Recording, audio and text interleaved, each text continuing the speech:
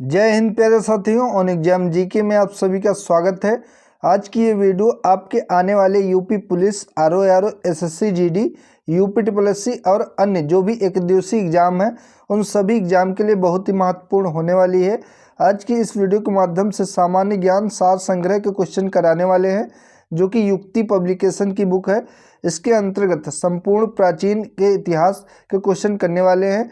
इसमें टोटल लगभग 550 क्वेश्चन रहेंगे, तो ये वीडियो आप सभी के लिए बहुत ही महत्वपूर्ण रहेगी।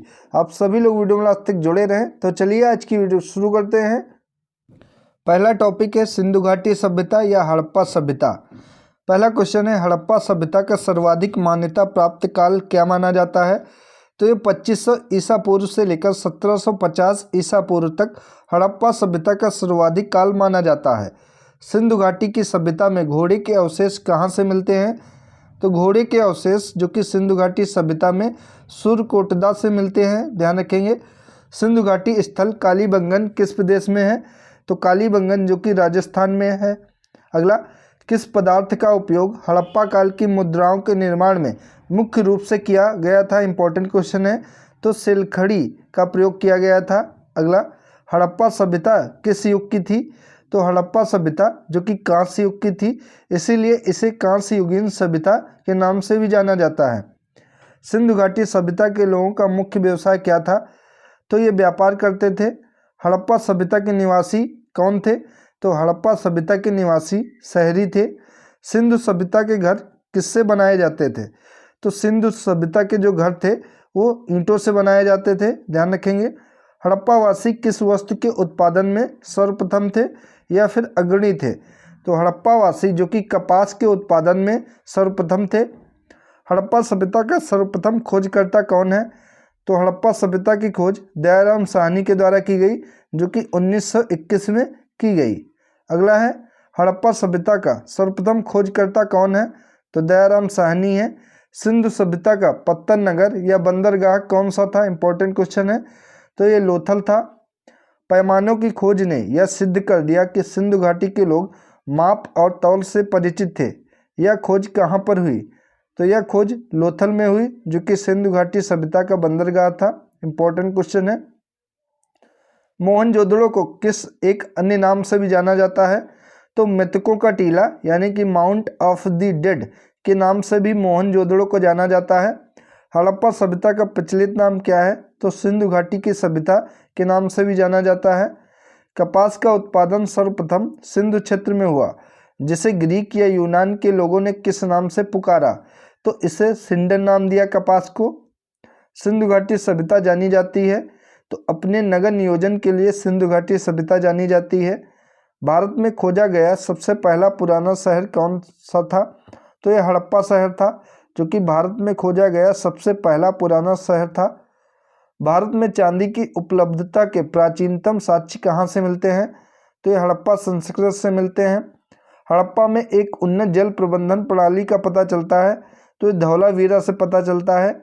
और अगर ये क्वेश्चन आपसे पूछे कि हड़प्पा सभ्यता का कौन सा नगर है जो 3 भागों में विभाजित था, तो इसका आंसर भी धौलावीरा हो जाएगा। इंपॉर्टेंट है। हड़प्पा सभ्यता की खोज किस वर्ष हुई थी? तो 1921 में हड़प्पा सभ्यता की खोज हुई थी। हड़प्पा के मिट्टी के बर्तनों पर सामान्यतः किस रंग का उपयोग हुआ था? तो लाल रंग का उपयोग हुआ था। सिंधु घाटी सभ्यता की विकसित अवस्था में किस स्थल से घरों में कुओं के अवशेष मिले हैं? तो ये मोहनजोदड़ो से मिले हैं। सिंधु घाटी सभ्यता को खोज निकालने में जिन 2 भारतीयों का नाम जुड़ा है वे कौन है? तो दयाराम साहनी एवं राखल दास बनर्जी हैं। इन 2 लोगों का नाम जुड़ा है सिंधु घाटी सभ्यता की खोज के लिए। अगला है, रंगपुर जहां हड़प्पा की समकालीन सभ्यता थी वह कहाँ है? तो यह सौराष्ट्र में है। हड़प्पा एवं मोहनजोदड़ो की पुरातात्विक खुदाई के प्रभारी कौन थे? तो सर जॉन मार्शल, जो कि हड़प्पा एवं मोहनजोदड़ो की पुरातात्विक खुदाई के प्रभारी थे। अगला, किस पशु की आकृति जो मोहर पर मिली है, जिससे ज्ञात होता है कि सिंधु घाटी एवं मेसोपोटामिया की सभ्यताओं के मध्य व्यापारिक संबंध थे? तो ये बैल जो कि छपा है, बैल की आकृति मोहर पर छपी है, जिससे ज्ञात होता है कि सिंधु घाटी और मेसोपोटामिया की सभ्यताओं के मध्य व्यापारिक संबंध अच्छे थे। हड़प्पा के लोगों की सामाजिक पद्धति कैसी थी? तो उचित समतावादी थी। इंपॉर्टेंट क्वेश्चन है ये। हड़प्पा सभ्यता के अंतर्गत हल से जोते गए खेत का साक्ष्य कहाँ से मिला है?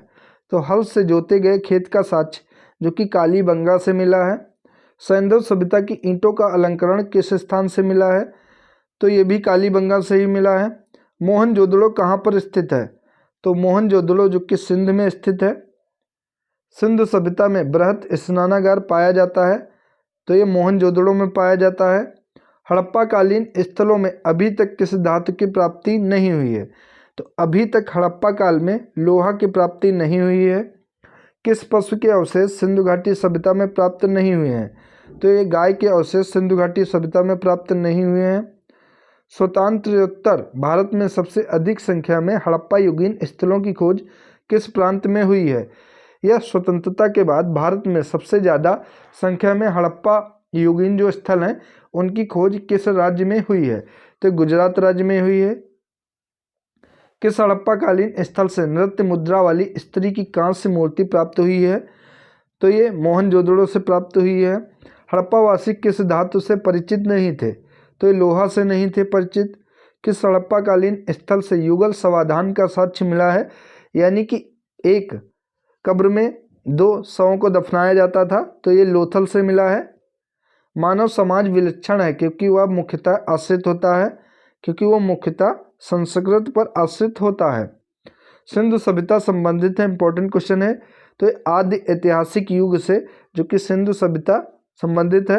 ये क्वेश्चन कई बार यूपीएससी प्री 1996, 39वें बीपीएससी प्री 1994 में पूछा गया है। अगला है सिंधु घाटी की सभ्यता गैर आर्य थी क्योंकि वह एक नगरीय सभ्यता थी। अगर आपसे पूछे कि सिंधु घाटी की सभ्यता ग्रामीण थी या फिर नगरीय थी, तब आपका आंसर हो जाएगा कि सिंधु घाटी की सभ्यता जो कि एक नगरीय सभ्यता थी और ये अपने नगर नियोजन के लिए जानी जाती थी, ये भी ध्यान रखेंगे।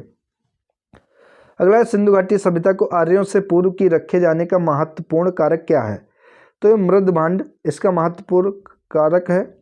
सिंधु घाटी संस्कृत वैदिक सभ्यता से भिन्न थी क्योंकि इसके पास विकसित शहरी जीवन की सुविधाएं थी जो कि वैदिक सभ्यता में नहीं थी। हड़प्पा संस्कृत की जानकारी का मुख्य स्रोत क्या है? तो पुरातात्विक खुदाई से हड़प्पा संस्कृत की जानकारी प्राप्त होती है, ये भी कई बार पूछा गया है एग्जाम में। सिंधु घाटी के निवासियों की सभ्यता को जानने का मूल स्रोत है वहाँ पाए गए जो कि बर्तन, जेवर, हथियार और औजार, ये जो वस्तुएं पाई गई हैं इन्हीं से पता चलता है कि सिंधु घाटी के निवासियों की सभ्यता कैसी थी। अगला है भारत में चांदी की उपलब्धता के प्राचीनतम साक्ष्य जो कि हड़प्पा संस्कृत से मिले हैं। हड़प्पा में मिट्टी के बर्तनों पर सामान्यतः किस रंग का उपयोग हुआ था? तो लाल रंग का उपयोग होता था। मूर्ति पूजा का आरंभ कब से माना जाता है? तो पूर्व आर्य से मूर्ति पूजा का आरंभ माना जाता है। विशाल स्नानागार किस पुरातत्व स्थल से पाया गया था? तो मोहनजोदड़ो से पाया गया था। और ये भी पूछता है कि मोहनजोदड़ो की सबसे बड़ी इमारत कौन सी थी? तो एक धान्यागार था जहाँ पे अनाज का भंडारण किया गया था, वहाँ पे वो मोहनजोदड़ो की सबसे बड़ी इमारत थी, ये भी ध्यान रखेंगे। हड़प्पा सभ्यता स्थल लोथल स्थित है, तो ये गुजरात में स्थित है। धौलावीरा किस राज्य में स्थित है? तो गुजरात में धौलावीरा स्थित है। कौन सा हड़प्पीय नगर 3 भागों में विभक्त था? पहले ही बताया जा चुका है। तो धौलावीरा जो कि 3 भागों में विभाजित था, ध्यान रखेंगे। अगला टॉपिक है वैदिक सभ्यता। तो पूर्व वैदिक या ऋग वैदिक संस्कृत का काल किसे माना जाता है? तो 1500 ईसा पूर्व से लेकर 1000 ईसा पूर्व तक पूर्व वैदिक या फिर ऋग वैदिक संस्कृत का काल माना जाता है। कभी कभी ये भी टाइमलाइन भी पूछ लेता है एग्जाम में। उत्तर वैदिक संस्कृत का काल किसे माना जाता है? तो 1000 ईसा पूर्व से 600 ईसा पूर्व तक उत्तर वैदिक संस्कृत का काल माना जाता है। पूर्व वैदिक अगर आपसे पूछे तो 1500 से 1000 तक, और उत्तर वैदिक पूछे तो 1000 से लेकर 600 ईसा पूर्व तक माना जाता है। आर्य शब्द का शाब्दिक अर्थ क्या होता है? तो श्रेष्ठ या कुलीन, ये आर्य शब्द का शाब्दिक अर्थ होता है। किस फसल का ज्ञान वैदिक काल के लोगों को नहीं था? तो वैदिक काल के लोगों को तंबाकू का ज्ञान नहीं था। उत्तर वैदिक काल के वेद विरोधी और ब्राह्मण विरोधी धार्मिक अध्यापकों को किस नाम से जाना जाता था? तो इन्हें श्रमण नाम के से जाना जाता था। वैदिक गणित का महत्वपूर्ण अंग कौन सा है? तो श्लोक सूत्र जो कि वैदिक गणित का महत्वपूर्ण अंग है। किस वेद में प्राचीन वैदिक युग की संस्कृत के बारे में सूचना दी गई है? तो ऋग्वेद में दी गई है, और ऋग्वेद चारों वेदों में सबसे पुराना वेद भी ऋग्वेद ही है, ध्यान रखेंगे। वेदों की संख्या कितनी है?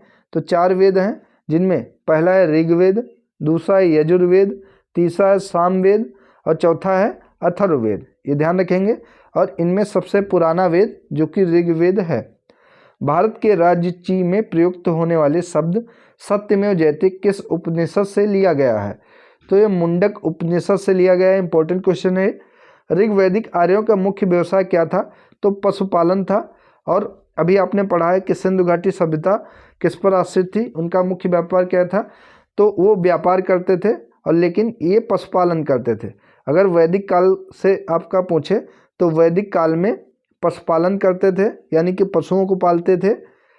और अगर आपसे सिंधु घाटी सभ्यता में पूछे तो सिंधु घाटी सभ्यता में लोग व्यापार करते थे, ये ध्यान रखेंगे। भारतीय संगीत का आदि ग्रंथ किसे कहा जाता है? तो सामवेद को भारतीय संगीत का आदि ग्रंथ भी कहा जाता है। यहाँ पर कुछ प्रमुख दर्शन और उनके प्रवर्तक कौन कौन से हैं उनके बारे में दिया गया है, तो टेबल को देखते हैं। तो सबसे पहला है सांख्य दर्शन। सांख्य दर्शन के प्रवर्तक जो कि कपिल मुनि हैं। न्याय दर्शन के जो कि गौतम हैं। चरवाक दर्शन के चरवाक हैं। योग दर्शन के पतंजलि हैं। पूर्व मीमांसा के जैमिनी हैं। उत्तर मीमांसा के बादरायण हैं। वैशेषिक के कणाद हैं। ये ध्यान रखेंगे, वेरी वेरी इंपॉर्टेंट है, कई बार एग्जाम में पूछा जा चुका है। अगला है प्रथम विधि निर्माता कौन है?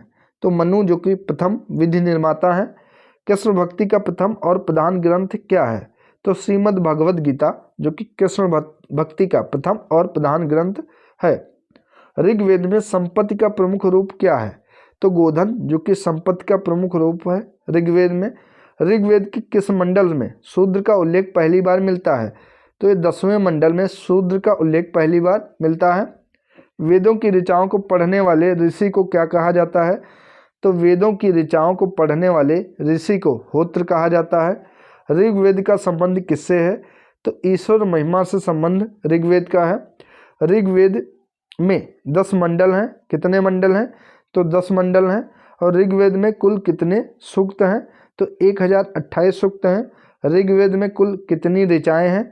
तो 10,580 हैं। ऋग्वेद में इंद्र के लिए कितनी ऋचाएँ हैं? तो 250 ऋचाएँ हैं। ऋग्वेद में अग्नि के लिए ऋचाएँ कितनी हैं? तो 200 हैं। सबसे पुराना वेद कौन सा है? तो ऋग्वेद है। इनको आप अच्छे से ध्यान रखेंगे, कभी कभी यहाँ से भी क्वेश्चन बन जाता है। सबसे पुराना वेद तो ऋग्वेद है, कई बार एग्जाम में पूछा गया है। उत्तराखंड के एग्जाम में, यूपीएससी में भी पूछा गया है। वेदों की संख्या 4 है, जिनमें ऋग्वेद, सामवेद, यजुर्वेद तथा अथर्ववेद हैं। इनमें सबसे प्राचीन वेद ऋग्वेद है। त्रयी क्या नाम है? तो त्रयी जो कि 3 वेदों को कहा जाता है। त्रयी में कौन कौन से वेद शामिल नहीं हैं? तो इसमें ऋग्वेद, यजुर्वेद व सामवेद वेद त्रयी या त्रयी कहा जाता है, लेकिन अथर्ववेद इसमें शामिल नहीं है, ये बाद में जुड़ा है। अगर 3 पुराने वेद पूछे तो ऋग्वेद, यजुर्वेद और सामवेद हैं। अथर्ववेद बाद में बना है। किस वैदिक ग्रंथ में वर्ण शब्द का सर्वप्रथम नामोल्लेख मिलता है? तो ये ऋग्वेद में मिलता है। भारत का सबसे प्राचीनतम धर्म ग्रंथ कौन सा है? तो वेद जो कि भारत के सबसे प्राचीनतम धर्म ग्रंथ है। अथर्व का अर्थ क्या होता है? तो अथर्व का अर्थ होता है पवित्र या दू। पूर्व मीमांसा दर्शन के प्रतिपादक कौन है? तो ये जैमिनी है, ध्यान रखेंगे। अगला है सबसे प्राचीन पुराण कौन सा है? तो सबसे प्राचीन यानी कि पुराना पुराण जो कि मत्स्य पुराण है। ब्राह्मण ग्रंथों में सबसे प्राचीन ग्रंथ कौन सा है? तो शतपथ ब्राह्मण जो कि सबसे प्राचीन ग्रंथ है। वर्ण व्यवस्था से संबंधित पुरुष सूक्त मूलतः पाया जाता है। तो पुरुष सूक्त जो कि ऋग्वेद में पाया जाता है। गोपथ ब्राह्मण संबंधित है, तो गोपथ ब्राह्मण जो कि अथर्ववेद से संबंधित है। उपनिषदों का मुख्य विषय क्या है? तो उपनिषदों का मुख्य विषय है दर्शन। नचिकेता आख्यान या नचिकेता की व्याख्या का उल्लेख कहाँ पर मिलता है? तो कठोपनिषद में मिलता है। पुराणों की संख्या कितनी है? तो कुल 18 पुराण है, और सबसे पुराना पुराण जो कि मत्स्य पुराण है, ध्यान रखेंगे। वैदिक धर्म का मुख्य लक्षण किसकी उपासना से था? तो प्रकृति की उपासना से था। किस देवता के लिए ऋग्वेद में पुरंदर शब्द का प्रयोग किया गया है? तो पुरंदर शब्द का प्रयोग जो कि इंद्र के लिए किया गया है। श्लोक सूत्र किस विषय से संबंधित पुस्तक है? तो ज्यामिति से संबंधित पुस्तक है। असतो माँ सदगमया कहाँ से लिया गया है? तो असतो माँ सदगमया जो कि ऋग्वेद से लिया गया है। आर्य भारत में बाहर से आए और सर्वप्रथम कहाँ पर बसे थे? तो आर्य भारत में बाहर से आए थे, लेकिन सबसे पहले ये पंजाब क्षेत्र में बसे थे। ऋग्वेद का कौन सा मंडल पूर्णतः सोम देवता को समर्पित है? तो 9वां मंडल ऋग्वेद का पूर्णतः सोम देवता को समर्पित है। प्रसिद्ध 10 राजाओं का युद्ध, जिसे 10 राज युद्ध किस नदी के तट पर लड़ा गया था? तो ये पुरुषनी नदी के तट पर लड़ा गया था। इंपॉर्टेंट क्वेश्चन है। धर्मशास्त्रों में भू राजस्व की दर क्या है? तो धर्मशास्त्रों में भू राजस्व की दर जो कि 1/6 है। अगला 800 ईसा पूर्व से 600 ईसा पूर्व का काल किस युग से जुड़ा हुआ है? तो ब्राह्मण युग से जुड़ा हुआ है। आरंभिक वैदिक साहित्य में सर्वाधिक वर्णित नदी कौन सी है? तो सिंधु नदी है। उपनिषद काल के राजा अश्वपति कहाँ के शासक थे? तो ये केकय के शासक थे। अध्यात्म ज्ञान के विषय में नचिकेता और यम का संवाद किस उपनिषद में प्राप्त होता है? तो ये कठोपनिषद से प्राप्त होता है। वैदिक नदी कुंभा जो कि काबुल का स्थान कहाँ पर निर्धारित होना चाहिए? तो ये अफगानिस्तान में निर्धारित होना चाहिए। अगला है कपिल मुनि द्वारा प्रतिपादित दार्शनिक प्रणाली कौन सी है? तो सांख्य दर्शन जो कि कपिल मुनि के द्वारा प्रतिपादित किया गया है, या कपिल मुनि इसके प्रवर्तक हैं। भारत के किस स्थल की खुदाई से लौह धातु के प्रचलन के प्राचीनतम प्रमाण मिले हैं? तो अंतरंजी खेड़ा से प्रमाण मिले हैं, जो कि लौह धातु की खुदाई के प्रमाण मिले हैं। किस काल में अछूत की अवधारणा स्पष्ट रूप से उदित हुई? तो ये धर्मशास्त्र के काल में उदित हुई है। गायत्री मंत्र जो कि देवी सावित्री को संबोधित है, किस पुस्तक में मिलता है? तो ये ऋग्वेद में मिलता है। न्याय दर्शन को प्रचारित किसने किया है? तो ये गौतम ने किया है। प्राचीन भारत में निष्क से जाने जाते थे। तो निष्क जो कि स्वर्ण आभूषणों को प्राचीन भारत में कहा जाता था। योग दर्शन के प्रतिपादक या प्रवर्तक कौन है? तो पतंजलि हैं। उपनिषद पुस्तकें जो कि दर्शन पर हैं। पूर्व वैदिक आर्यों का धर्म प्रमुखता जो कि प्रकृति पूजा और यज्ञ से था। चरक संहिता नामक पुस्तक किस विषय से संबंधित है? तो चरक संहिता पुस्तक जो कि चिकित्सा से संबंधित है। ये भी इम्पोर्टेंट क्वेश्चन है, एग्जाम में पूछा गया है। अगला यज्ञ संबंधी विधि विधानों का पता कहाँ से चलता है? तो यज्ञ संबंधी विधि विधानों का पता जो कि यजुर्वेद से प्राप्त होता है। वैदिक युगीन सभा क्या थी? तो मंत्रिपरिषद को वैदिक युगीन सभा के नाम से जाना जाता था। वैदिक युग में प्रचलित लोकप्रिय शासन प्रणाली थी? तो गणतंत्र शासन प्रणाली थी। सबसे प्राचीनतम वेद कौन सा है? तो ये ऋग्वेद है। कौन भारतीय दर्शन की आरंभिक विचारधारा है? तो सांख्य दर्शन है। सांख्य, योग, न्याय, वैशेषिक, मीमांसा एवं वेदांत, इन 6 भिन्न भारतीय दर्शनों की स्पष्ट रूप से अभिव्यक्ति किसमें हुई है? तो ये वैदिक युग में हुई है। वह दस्तकारी कौन सी है जो आर्यों द्वारा व्यवहार में नहीं लाई गई थी? तो ये लुहार जो कि लुहारगिरी है, ये आर्यों के द्वारा व्यवहार में नहीं लाई गई थी, इसका प्रचलन नहीं था। प्राचीनतम व्याकरण अष्टाध्यायी के रचनाकार कौन है? तो अष्टाध्यायी के रचना जो कि पाणिनि है रचनाकार। कौन सी स्मृति प्राचीनतम है? तो मनु स्मृति जो कि सबसे पुरानी है। और अगर पुराण पूछे सबसे पुराना कौन सा है? तो मत्स्य पुराण है। और स्मृति जो कि मनु स्मृति है। आदि काव्य की संज्ञा किसे दी गई है? तो रामायण को आदि काव्य की संज्ञा दी गई है। प्राचीनतम पुराण कौन सा है? तो मत्स्य पुराण है। ऋग्वेद में सबसे पवित्र नदी किसे माना गया है? तो सरस्वती को ऋग्वेद में सबसे पवित्र नदी माना गया है। वैदिक समाज की आधारभूत इकाई क्या थी? तो काल कुटुंब जो कि वैदिक समाज की आधारभूत इकाई थी। अगला है वैदिक युग की प्राचीनतम संस्था कौन सी थी? तो ये विदथ थी, ध्यान रखेंगे। ब्राह्मण ग्रंथों में सर्वाधिक प्राचीन कौन है? तो शतपथ ब्राह्मण जो कि ब्राह्मण ग्रंथों में सर्वाधिक प्राचीन है। गोत्र व्यवस्था प्रचलन में कब आई? तो उत्तर वैदिक काल में गोत्र व्यवस्था प्रचलन में आई। मनुस्मृति मुख्यतः संबंधित है, तो समाज व्यवस्था से मनुस्मृति संबंधित है। गायत्री मंत्र की रचना किसने की थी? तो गुरु विश्वामित्र के द्वारा गायत्री मंत्र की रचना की गई थी। इंपॉर्टेंट है क्वेश्चन। अवेस्ता और ऋग्वेद में समानता है। अवेस्ता किस क्षेत्र से संबंधित है? तो ये ईरान से संबंधित है। किसका संकलन ऋग्वेद पर आधारित है? तो सामवेद का संकलन जो कि ऋग्वेद पर आधारित है। किस वेद में जादुई माया और वशीकरण यानी कि मैजिकल चार्म्स एंड स्पेल्स का वर्णन किया गया है? तो मैजिकल चार्म्स एंड स्पेल्स का वर्णन जो कि अथर्ववेद में किया गया है, जो कि जादू टोना और वशीकरण आर्य शब्द इंगित करता है। तो निजात समूह को जो कि आर्य शब्द इंगित करता है। प्राचीनतम विवाह संस्कार का वर्णन करने वाला विवाह सूक्त किसमें पाया जाता है? तो ऋग्वेद में विवाह सूक्त पाया जाता है। ऋग्वेद में वध योग्य नहीं यानी कि अगन्या, ऋग्वेद में अगन्या शब्द का प्रयोग किसके लिए किया गया था? तो ये गाय के लिए किया गया था जो कि वध योग्य नहीं है।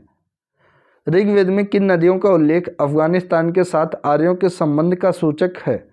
तो कुंभा और क्रमु ये नदियां हैं, इनका उल्लेख अफगानिस्तान के साथ आर्यों के संबंध का सूचक है। आर्यों के आर्कटिक होम सिद्धांत का पक्ष किसने लिया था? तो वीजी तिलक ने लिया था यानी कि बाल गंगाधर तिलक ने लिया था। अथर्व का अर्थ क्या होता है?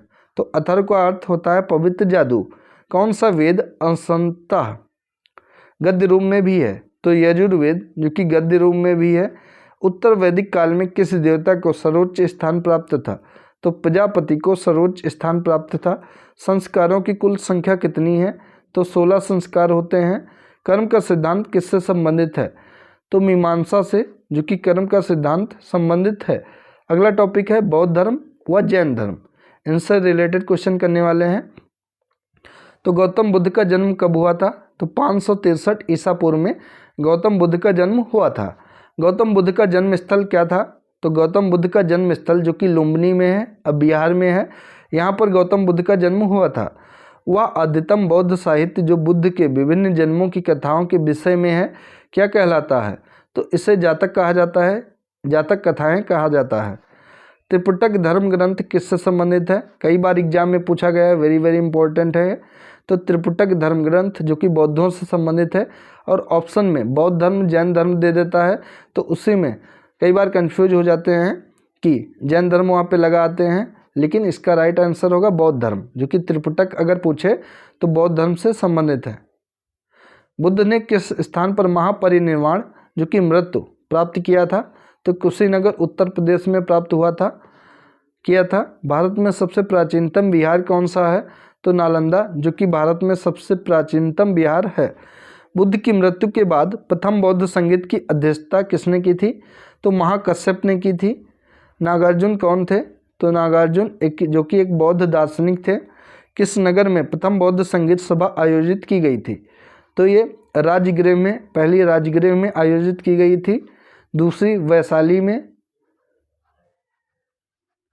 आयोजित की गई थी। ध्यान रखेंगे। अष्टांगिक मार्ग की संकल्पना अंग है, तो धर्म चक्र प्रवर्तन सूत्र के विषय वस्तु का है। ध्यान रखेंगे। मिलिंद पुनः राजा मिलिंद और किस बौद्ध भिक्षु के मध्य संवाद के रूप में है? तो नागसेन के मध्य संवाद के रूप में है। महायान बौद्ध धर्म में बोधिसत्व और लोकितेश्वर को और किस अन्य नाम से जानते हैं? तो पद्म पाणी नाम से जानते हैं। बौद्ध धर्म तथा जैन धर्म दोनों ही विश्वास करते हैं कि कर्म तथा पुनर्जन्म के सिद्धांत सही होते हैं। कनिष्क के शासनकाल में चतुर्थ बौद्ध संगीत सभा किस नगर में आयोजित की गई थी? तो ये कुंडलवन कश्मीर में आयोजित की गई थी। तृतीय बौद्ध संगीत कहाँ आयोजित की गई थी? तो पाटलिपुत्र में तृतीय बौद्ध संगीत आयोजित की गई थी। बात कर लेते हैं बुद्ध के जीवन से जुड़े कुछ महत्वपूर्ण प्रतीक से। कभी कभी एग्जाम में ये भी पूछ लेता है कि इसका अर्थ क्या हुआ। तो हाथी जो कि बुद्ध के गर्भ में आने का प्रतीक था, कमल जो कि जन्म का प्रतीक था, सांड जो कि यौवन का प्रतीक था यानी कि जवानी का प्रतीक था, घोड़ा जो कि गृह त्याग का प्रतीक था, पीपल ज्ञान का प्रतीक था, शेर समृद्धि का प्रतीक था, पद चिन्ह जो कि निर्वाण का प्रतीक थे और स्तूप जो कि मृत्यु का प्रतीक था। इसमें कई बार पूछा गया है, जो कि घोड़ा पूछा गया है और पीपल, ये दोनों बहुत ही महत्वपूर्ण हैं कि घोड़ा जो कि गृह त्याग का प्रतीक होता है और पीपल जो कि ज्ञान का प्रतीक बुद्ध के जीवन से जुड़ा हुआ है। ध्यान रखेंगे। अगला, गौतम बुद्ध के गुरु कौन थे? तो अलार कलाम जो कि गौतम बुद्ध के गुरु थे। बुद्ध में वैराग्य भावना किन 4 दस्यों के कारण बलवती हुई। यानी जब वो कि बुद्ध में वैराग्य भावना किन 4 दस्यों के कारण बलवती हुई, क्योंकि जब वो राजकुमार थे तो उन्होंने ऐसे 4 दृश्य देख लिए जिसके कारण उनका काज में आगे मन नहीं लगा और वो सीधा वैराग्य की तरफ चले गए। जिनमें सबसे पहले उन्होंने देखा था कि बूढ़ा आदमी, उसके बाद रोगी व्यक्ति को देखा था, उसके बाद लाश को देखा था और उसके बाद सन्यासी को देखा था। क्योंकि इसमें सन्यासी सबसे खुश था जो गाते बजाते हुए जा रहा था, इसीलिए इन्होंने अपने सारथी से पूछा था कि ये इतना खुश क्यों है, ये कौन है। तब उसने बताया था कि यह सन्यासी है, इसको दीन दुनिया या मतलब समाज से कोई भी लेना देना नहीं है, तो इसलिए ये प्रसन्न है। क्योंकि और सब इसमें दुखी थे, क्योंकि जो लाश को लिए जा रहे थे वो भी दुखी थे, रोगी भी दुखी था और बूढ़ा व्यक्ति भी दुखी था क्योंकि वो चल नहीं सकता था, इसलिए वो सन्यासी जीवन में आने के लिए प्रेरित हो गए थे। बुद्ध ने सर्वाधिक उपदेश कहाँ पर दिए, तो बुद्ध ने सर्वाधिक उपदेश जो कि श्रावस्ती में दिए थे। बौद्ध शिक्षा का केंद्र क्या था, तो विक्रमशिला जो कि बौद्ध शिक्षा का केंद्र था। भारत में सबसे बड़ा बौद्ध स्तूप कहाँ पर स्थित है, तो सांची में स्तूप है जो कि सबसे बड़ा बौद्ध स्तूप है। शायद इसको चंद्रगुप्त मौर्य के द्वारा बनवाया गया था, अभी इस पर एक बार कंफर्म नहीं है, इसको आप एक बार देख लीजिएगा, क्योंकि सांची स्तूप का निर्माण चंद्रगुप्त मौर्य के द्वारा करवाया गया था। अगर आपको पता हो तो आप लोग कमेंट कीजिए इसके बारे में। किस शासक ने बौद्धों के लिए विख्यात विक्रमशिला विश्वविद्यालय की स्थापना की थी, तो धर्मपाल ने की थी। किसके द्वारा तृतीय बौद्ध संगीत को संरक्षण प्रदान किया गया था, यानी कि कौन शासक था जब तृतीय बौद्ध संगीत का आयोजन किया गया था, जो कि पाटलिपुत्र में हुई थी, तो अशोक उस समय शासक थे। बौद्ध ग्रंथ पिटकू की रचना किस भाषा में की गई थी, तो पाली भाषा में की गई थी, क्योंकि बौद्ध में पाली भाषा का उपयोग किया गया है बौद्ध धर्म में। कश्मीर में कनिष्क के शासनकाल में जो बौद्ध संगीत आयोजित हुई थी उसके अध्यक्ष कौन थे, तो वासुमित्र उसके अध्यक्ष थे। मठ मंदिर और स्तूप किस धर्म से संबंधित हैं, तो मठ मंदिर और स्तूप जो कि बौद्ध धर्म से संबंधित है। बौद्ध धर्म एवं जैन धर्म दोनों के उपदेश किसके शासनकाल में दिए गए थे, तो बिंबिसार के शासनकाल में दिए गए थे।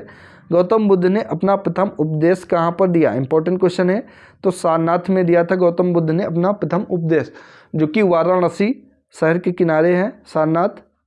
यहाँ पर अपना पहला उपदेश ज्ञान प्राप्त करने के बाद दिया, इसे धर्मचक्र प्रवर्तन कहा गया। ध्यान रखेंगे, जब पहला उपदेश दिया इसे धर्मचक्र प्रवर्तन कहा गया, ध्यान रखेंगे। बौद्ध धर्म ग्रहण करने वाली पहली महिला कौन थी, तो ये महाप्रजापति गौतमी थी जिन्होंने बौद्ध धर्म ग्रहण किया था और ये पहले महिला थी। बोध गया कहाँ पर स्थित है, तो बिहार में स्थित है। जातक किसका ग्रंथ है, तो जातक जो कि बौद्धों का है। सिद्धार्थ बुद्ध को ज्ञान की प्राप्ति कहाँ पर हुई, तो इनको बोध गया में ज्ञान की प्राप्ति हुई। सारनाथ में बुद्ध का प्रथम प्रवचन क्या कहलाता है, तो धर्मचक्र प्रवर्तन कहलाता है। बौद्ध धर्म ने समाज के किन वर्गों पर महत्वपूर्ण प्रभाव डाला है, तो बौद्ध धर्म ने समाज के महिला और शूद्रों पर महत्वपूर्ण प्रभाव डाला है। जो भी महिला और शूद्र हैं इन वर्गों पर महत्वपूर्ण प्रभाव इनका पड़ा है। बुद्ध के गृह त्याग का प्रतीक क्या है, तो गृह त्याग का प्रतीक घोड़ा है, अभी करा चुके हैं पहले ही। गौतम बुद्ध द्वारा भिक्षुणी संघ की स्थापना कहाँ पर की गई थी, तो कपिलवस्तु में की गई थी, इंपॉर्टेंट है। सर्वप्रथम शून्यवाद जो कि शून्यता का सिद्धांत था का प्रतिपादन करने वाले बौद्ध दार्शनिक का नाम क्या है, तो इनका नाम नागार्जुन है। किस शासक के शासनकाल में नेपाल में बौद्ध धर्म का गमन हुआ था, तो अशोक के शासनकाल में नेपाल में बौद्ध धर्म का गमन हुआ था, यानी कि नेपाल बौद्ध धर्म गया था, क्योंकि वहाँ पे अशोक ने अपने पुत्र महेंद्र को भेजा था और महेंद्र और संघमित्रा को बौद्ध धर्म का प्रचार करने के लिए भेजा था श्रीलंका पे और नेपाल में भी। सांची क्यों विख्यात है, तो सांची क्योंकि सबसे बड़ा यहाँ पर बौद्ध स्तूप है, इसलिए सांची विश्वविख्यात है। किस भाषा का ज़्यादा प्रयोग बौद्धवाद के प्रचार के लिए किया गया है, तो पाली भाषा का प्रयोग किया गया है। महावीर स्वामी का जन्म कहाँ पर हुआ, तो कुंड ग्राम में महावीर स्वामी का जन्म हुआ है। अगला है किसे एशिया की रोशनी या लाइट ऑफ एशिया कहा जाता है, तो दी लाइट ऑफ एशिया जो कि गौतम बुद्ध को कहा जाता है, इंपॉर्टेंट क्वेश्चन है, एग्जाम में पूछा गया है। अगला है बुद्ध के जीवन की किस घटना को महाविनिष्क्रमण के रूप में जाना जाता है, तो महाविनिष्क्रमण जो कि उनके गृह त्याग की घटना को जाना जाता है। गौतम बुद्ध की माँ किस वंश से संबंधित थी? तो कोली वंश से संबंधित थी। कोली गणराज्य की राजकुमारी थी गौतम बुद्ध की माँ। किस राजा के एक अभिलेख से सूचना मिलती है कि शाक्य मुनि बुद्ध का जन्म लुम्बिनी में हुआ था? तो ये अशोक के अभिलेख से सूचना मिलती है कि शाक्य मुनि भी गौतम बुद्ध को कहा जाता है कि शाक्य मुनि बुद्ध का जन्म लुम्बिनी में हुआ था। तो ये अशोक के अभिलेख से सूचना मिलती है, कई बार पूछा गया है यूपीएससी में, इंपॉर्टेंट क्वेश्चन है। तो यहाँ पे मौर्यवंशी शासक अशोक के रुमेनदेई अभिलेख से सूचना मिलती है कि शाक्य मुनि बुद्ध का जन्म लुम्बिनी में हुआ था। इस अभिलेख में लुम्बिनी को बुद्ध का जन्म स्थल होने के कारण इसे कर छूट प्रदान करने की घोषणा का भी उल्लेख किया गया है। तो ध्यान रखेंगे, इंपॉर्टेंट क्वेश्चन है। महात्मा बुद्ध ने अपना पहला धर्म चक्र प्रवर्तन किस स्थान पर दिया था? तो सारनाथ में पहली बार ज्ञान प्राप्त करने के बाद इन्होंने उपदेश दिया था। ये भी इंपॉर्टेंट है, कई बार पूछा गया है। तो गौतम बुद्ध ने ज्ञान प्राप्ति के बाद सबसे पहले सारनाथ वाराणसी के निकट 5 ब्राह्मण सन्यासियों को पहला उपदेश दिया। इस प्रथम उपदेश को धर्म चक्र प्रवर्तन कहा जाता है। बुद्ध ने सर्वाधिक उपदेश कहाँ पर दिए थे? तो श्रावस्ती में दिए थे।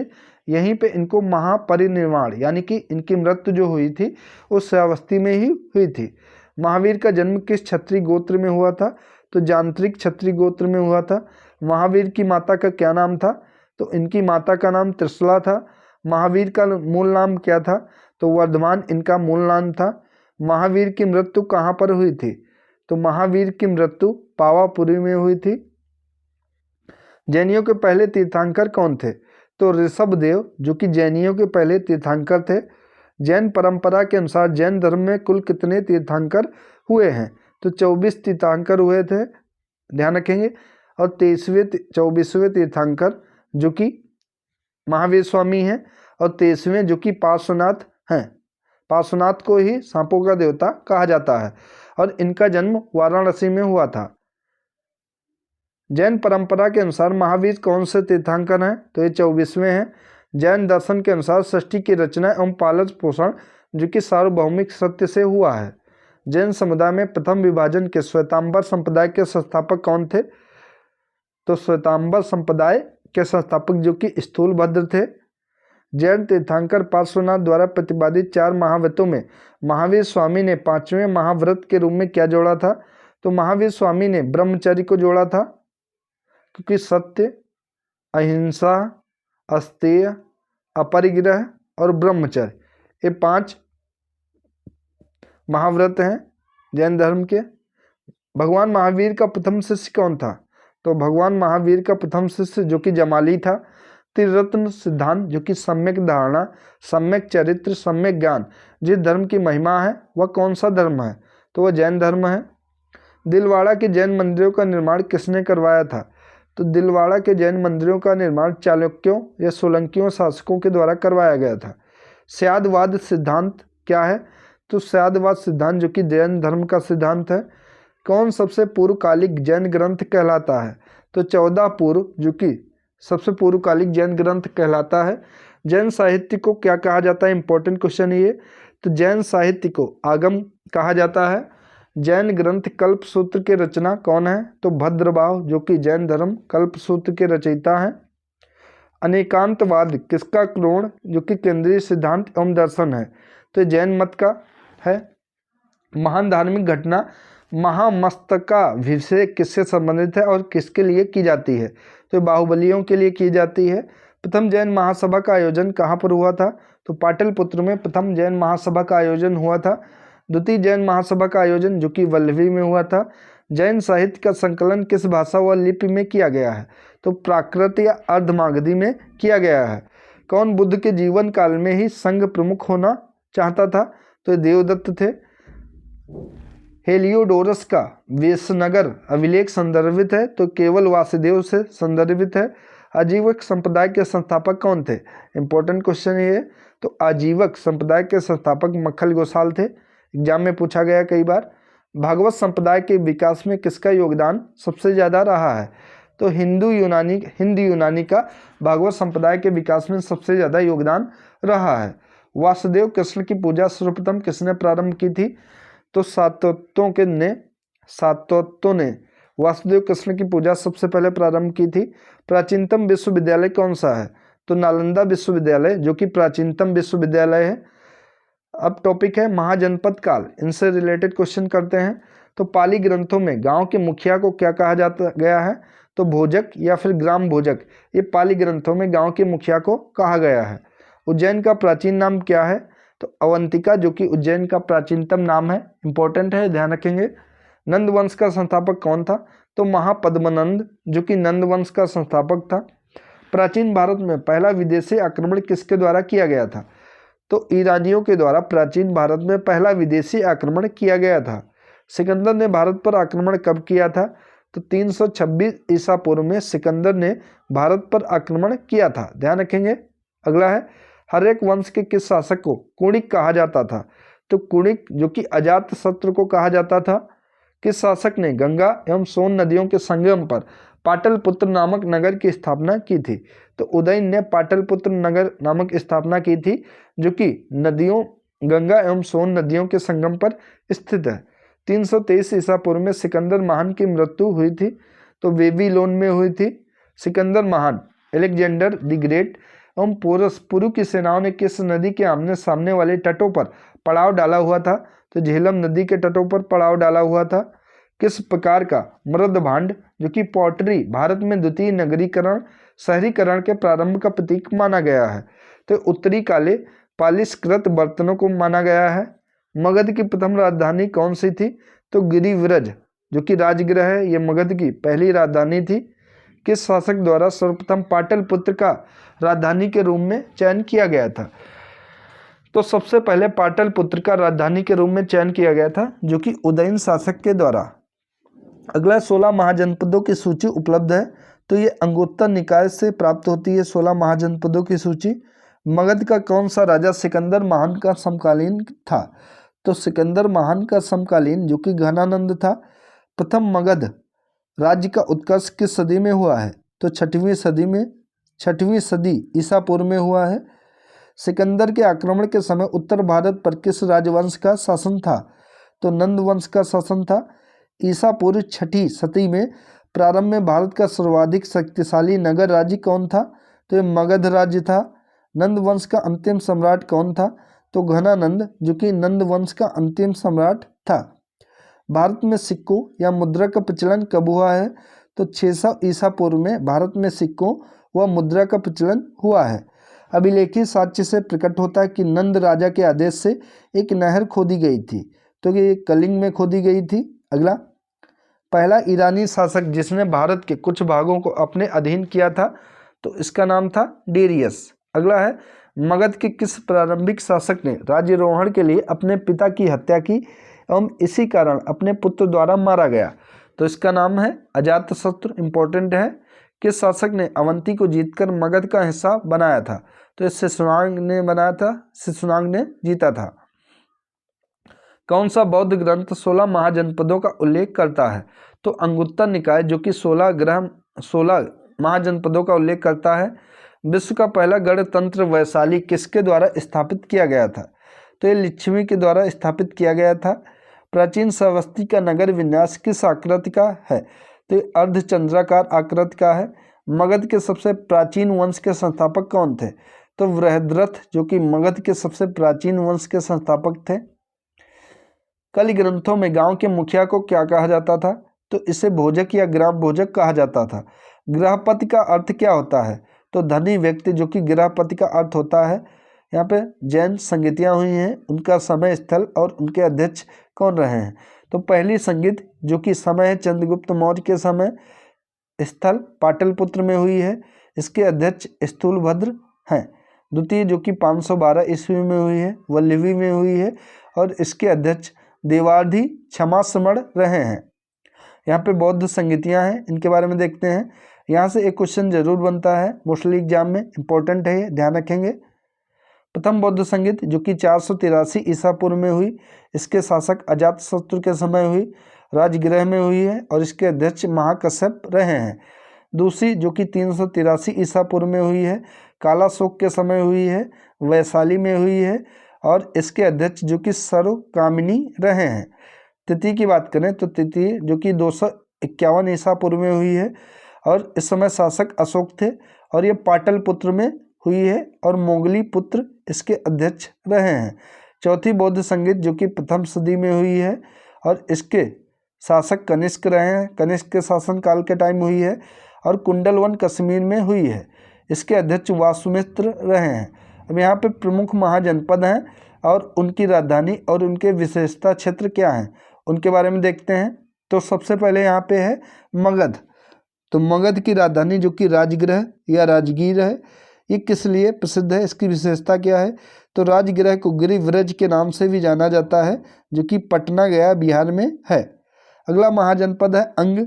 इसकी राजधानी चंपा है जो कि आधुनिक भागलपुर है। ये आधुनिक बिहार के भागलपुर और मुंगेर जिले के लिए प्रसिद्ध है, ध्यान रखेंगे। अगला महाजनपद है काशी। तो काशी इसकी राजधानी वाराणसी या बनारस है। ये शिल्प व्यापार एवं समृद्धि के लिए प्रसिद्ध था जो कि अब उत्तर प्रदेश में है।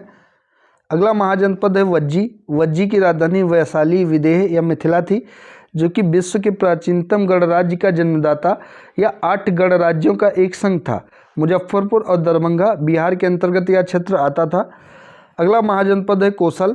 कौशल की राजधानी श्रावस्ती थी और ये आधुनिक उत्तर प्रदेश का साकेत, अयोध्या एवं श्रावस्ती जो कि फैजाबाद उत्तर प्रदेश में है।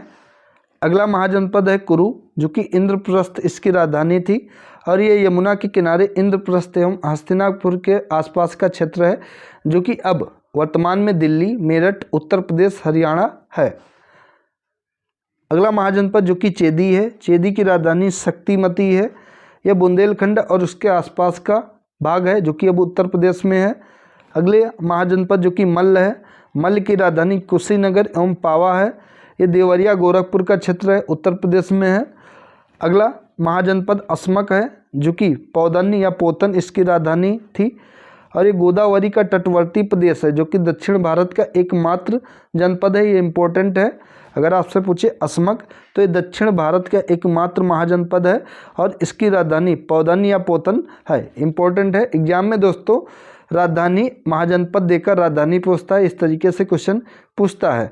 आप ये विशेषता और क्षेत्र ध्यान रखेंगे तो आपको याद आ जाएंगे क्वेश्चन, आप भूलेंगे नहीं। 2 से 3 बार इसको रिवाइज कर लीजिए, अच्छे से आपको याद आ जाएगा। अगला महाजनपद है वत्स। तो वत्स की राजधानी जो कि कौशाम्बी कोसम है। यह प्रयाग इलाहाबाद के आसपास का क्षेत्र उत्तर प्रदेश में है। अगला महाजनपद है पांचाल। तो पांचाल की राजधानी अहिच्छत्र एवं काम्पिल्य है। यह रोहेलखंड के पास जिसके अंतर्गत बरेली, बदायूं, फर्रुखाबाद उत्तर प्रदेश में है। अगला महाजनपद है मत्स्य। तो मत्स्य की राजधानी है विराटनगर जो कि जयपुर में है। यह राजस्थान के अलवर, भरतपुर एवं जयपुर का क्षेत्र है। अगला महाजनपद है अवंती। अवंती की राजधानी है उज्जैनी एवं माहिष्मती, यह मालवा के आसपास का क्षेत्र है जो कि मध्य प्रदेश में है। अगला महाजनपद है गांधार जो कि तक्षशिला एवं पुष्कलवती इसकी राजधानी है। यह आधुनिक अफगानिस्तान का पूर्वी भाग है। सुसेन की राजधानी मथुरा है और मथुरा उत्तर प्रदेश में है। कंबोज महाजनपद है, इसकी राजधानी राजपुर है और ये श्रेष्ठ घोड़ों के लिए प्रसिद्ध है जो कि रावलपिंडी, पेशावर क्षेत्र पाकिस्तान में है। तो इसको आप 2 से 3 बार रिवाइज कर लीजिए और जिससे कि महाजनपद और उनकी राजधानियाँ क्या हैं, तो 16 महाजनपद आपको याद आ जाएंगे। अगला है मौर्यकाल जो कि 322 ईसा पूर्व से लेकर 185 ईसा पूर्व तक रहा है। मौर्य साम्राज्य की स्थापना किसने की थी, तो चंद्रगुप्त मौर्य ने मौर्य साम्राज्य की स्थापना की थी। मौर्य साम्राज्य में प्रचलित मुद्रा का नाम क्या था, तो पर्ण इसमें मुद्रा चलती थी, ध्यान रखेंगे, इंपॉर्टेंट है। अशोक का उत्तराधिकारी कौन था, तो कुणाल जो कि अशोक का उत्तराधिकारी था। मुद्रा रक्षक का लेखक कौन है, इंपॉर्टेंट पुस्तक है, तो मुद्रा राक्षस की रचना विशाख दत्त के द्वारा की गई है। वह व्यक्ति कौन था जिसका नाम देवनाम प्रियदर्शी भी था, तो ये मौर्य सम्राट अशोक था। कौटिल्य या चाणक्य किसका प्रधानमंत्री था, तो चाणक्य जो कि चंद्रगुप्त मौर्य का प्रधानमंत्री था। कलिंग विजय के उपरांत अशोक महान ने किस धर्म को अंगीकार कर लिया है, तो बौद्ध धर्म को किया था। चंद्रगुप्त के शासन विस्तार में किसने मुख्य रूप से मदद की थी, तो चाणक्य ने की थी। सांची की कला व मूर्तिकला का निरूपण करता है, तो ये बौद्ध कला का करता है क्योंकि सांची स्तूप बना है इस कारण। अगला है सम्राट अशोक की वह पत्नी कौन थी जिसने उसको प्रभावित किया था? तो ये पत्नी का नाम था कारुवाकी, जो कि सम्राट अशोक की पत्नी थी। इनसे सम्राट अशोक बहुत ज़्यादा प्रभावित हुए थे। अशोक ने अपने सभी अभिलेखों में एकरूपता से किस प्राकृत का प्रयोग किया था? तो मागधी प्राकृत का प्रयोग किया था, मागधी भाषा का प्रयोग किया था। बिंदुसार ने विद्रोहियों को कुचलने के लिए अशोक को कहाँ भेजा था? तो तक्षशिला भेजा था। मेगस्थनीज ने भारतीय समाज को कितनी श्रेणियों में विभाजित किया? तो मेगस्थनीज ने भारतीय समाज को 7 श्रेणियों में विभाजित किया था। कौटिल्य के अर्थशास्त्र में किस पहलू पर प्रकाश डाला गया है? तो कौटिल्य का जो अर्थशास्त्र है वो राजनैतिक नीतियाँ उसमें बताई गई हैं, ना कि अर्थव्यवस्था से है। तो वो राजनैतिक नीतियाँ उसके अंतर्गत बताई गई हैं, ध्यान रखेंगे। सांची का स्तूप किसने बनवाया था? तो अशोक ने बनवाया था। अभी मैंने पहले चंद्रगुप्त मौर्य बताया था वहाँ पे, तो अशोक के द्वारा बनवाया गया था क्योंकि इसमें कन्फ्यूजन था। ध्यान रखेंगे, इंपॉर्टेंट क्वेश्चन है, कई बार एमपी के एग्जाम में पूछा गया है। सांची के स्तूप का निर्माण अशोक ने कराया था। स्थापत्य कला के दृष्टिकोण से सांची के स्तूप को सर्वश्रेष्ठ माना गया है। सांची मध्य प्रदेश के रायसेन जिले में स्थित है, ये भी ध्यान रखेंगे। पाटलिपुत्र को किस शासक ने सर्वप्रथम अपनी राजधानी बनाया था? तो चंद्रगुप्त मौर्य ने पाटलिपुत्र को सबसे पहले अपनी राजधानी बनाया था। पाटलिपुत्र में स्थित चंद्रगुप्त का महल मुख्यतः किस धातु से बना था? तो ये लकड़ी का बना था, इंपॉर्टेंट है। बराबर गया जिला की गुफाओं का उपयोग किसके आश्रय गृह के रूप में किया गया था? तो आजीविकों के लिए किया गया था। किस अभिलेख से यह साबित होता है कि चंद्रगुप्त का प्रभाव पश्चिम भारत तक फैला हुआ था? तो ये रुद्रदमन का जूनागढ़ अभिलेख से प्राप्त होता है, पता चलता है कि चंद्रगुप्त का जो प्रभाव है वो पश्चिम भारत तक फैला हुआ था। अगला है केवल वह स्तंभ जिसमें अशोक ने स्वयं को मगध का सम्राट बताया है। तो ये भाब्रू स्तंभ है, इसमें अशोक ने स्वयं को मगध का सम्राट बताया है। अर्थशास्त्र का लेख समकालीन था, तो चंद्रगुप्त के समकालीन था। नंद वंश के पश्चात मगध पर किस राजवंश ने शासन किया था? तो नंद वंश के पश्चात मगध पर मौर्य वंश ने शासन किया था। मौर्य काल में शिक्षा का सर्वाधिक प्रसिद्ध केंद्र कौन था? तो तक्षशिला, जो कि मौर्य काल में शिक्षा का सबसे ज़्यादा प्रसिद्ध केंद्र था।